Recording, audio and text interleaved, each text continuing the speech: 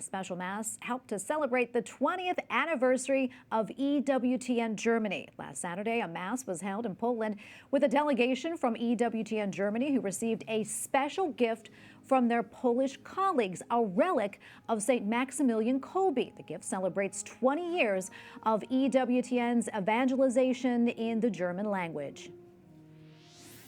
Joining us from Poland is Martin Rothweiler, director of EWTN Germany. Martin, great to see you. Can you tell us a little bit more about the Mass, and also why did EWTN Germany celebrate in Poland?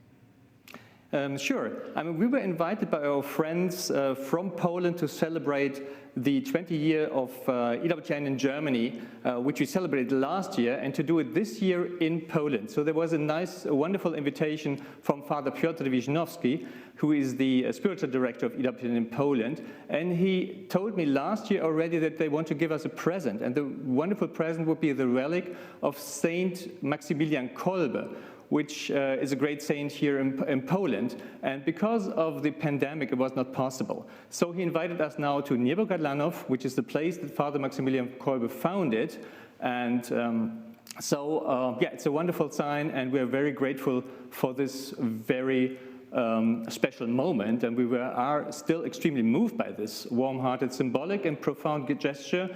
When you think of the history of this place, and that was founded by Mother Maximilian Kolbe, and at the history of the relationship between Poland and Germany, I think that's just really moving and an important thing for us. Absolutely. It really is incredible. Can you talk a little bit more about Maximilian Kolbe, why he's so important to so many, and also to you?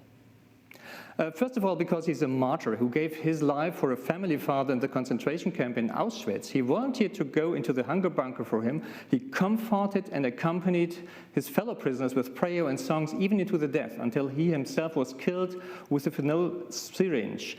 This happened 80 years ago. No one has a greater love than who lays down his life for his friends, Jesus said. Father Maximilian Kolbe stands for this. All this reminds us and our Polish friends of the unspeakable suffering that millions of people endured in Auschwitz and other concentration camps.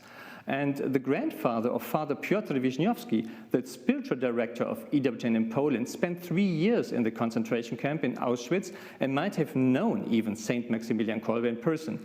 But he was tragically killed by a British bombardment short before the end of the war, so we don't know really. But I think in light of this historical background, I consider it a special grace that EWTN Poland and EWTN Germany are working so closely together. We do this because we know that all reconciliation and all healing can only come from Christ.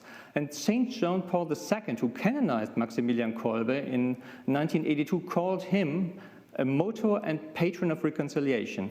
And we should not forget that St. Maximilian Kolbe is also the patron saint of journalists. And can you talk a little bit more about that? Because I think that's something that a lot of people are unaware of. As early as 1931, if you can imagine, Father Maximilian Kolbe is said to even have thought of using television technology, which was just in its infancy, for evangelization. So I think there can be no better advocate for EWTN's media apostolate than Maximilian Kolbe, the patron saint of journalists. And indeed, I think one can safely say that he's the patron saint of all media workers. And we are going to use him especially for our media apostolate, for his intercession, as well as another great Polish saint of our time, St. John Paul II. And we now are happy to have the relics of both of these two powerful intercessors in our chapel of EWTN in Germany. And I think this is also a special link between EWTN in Germany and EWTN in Poland, if you want so. Well, that's wonderful to hear. Martin, thank you so much for your time and speaking with us about all of this. Martin Rothweiler, director of EWTN Germany. Thank you again. Thank you, Tracy.